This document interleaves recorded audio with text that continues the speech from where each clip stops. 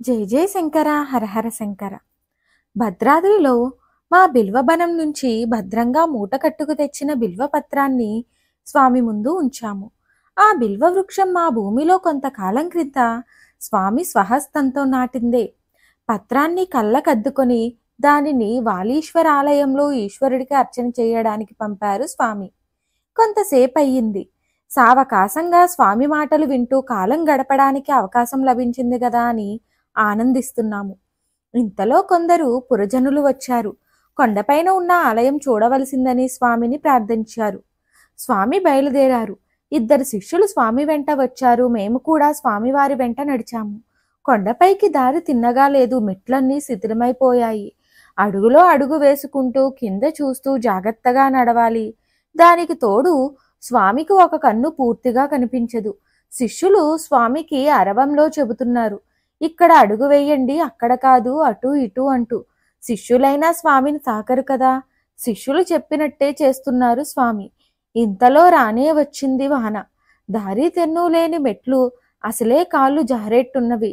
చూపగల వాళ్ళకే భయమేస్తున్నది, ఎక్కడ కాలు జారుతుందో అని.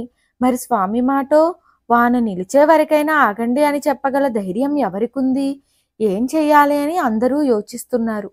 ఆగితే బాగుండును అని గుసగుసలాడుతున్నారు. శిష్యులు చెబుతుంటే అడుగులో అడుగు పెడుతూ నడిచిన స్వామి గబగబా అందరికంటే ముందు నడవడం మొదలుపెట్టారు. మిగిలిన వాళ్ళు స్వామిని అనుసరించడమే కష్టమైంది. దారి లేని దారిలో పైపెచ్చు వర్షంలో కాలు పెడితే జారిపడే కొండ రాళ్లపైన సరిగ్గా కళ్ళు కనిపించని స్వామి అందరికంటే ముందుగా ఎలా నడవగలిగారో స్వామికే తెలియాలి. ఇలాంటి లీలలు అనేకం అప్పుడప్పుడు ప్రదర్శిస్తూ ఉంటారు స్వామి. ప్రదర్శించడం కావు, అవి జరుగుతూ ఉంటవి. ఎప్పుడో ఎందుకో ఎవరి కొరకో మనం ఊహించలేము. ఒక్కటి మాత్రం నిజం, జ్ఞానులకు యోగులకు మహాతపస్సులకు లభ్యమయ్యే సిద్ధులన్నీ సహజంగా ఉన్నవి స్వామికి. జన్మౌషధి మంత్రతపః సమాధిజాహ సిద్ధయాహ అంటూ సిద్ధులు పుట్టుకతోనే సిద్ధించవచ్చు అంటాడు పతంజలి మహర్షి. ప్రకృతి శక్తులపై అధికారం చలాయిస్తారు స్వామి అనడానికి అనేక నిదర్శనాలు ఉన్నాయి. వర్షం కురవమంటే కురుస్తుంది, ఆగమంటే ఆగుతుంది. జై జై శంకర హరహర శంకర.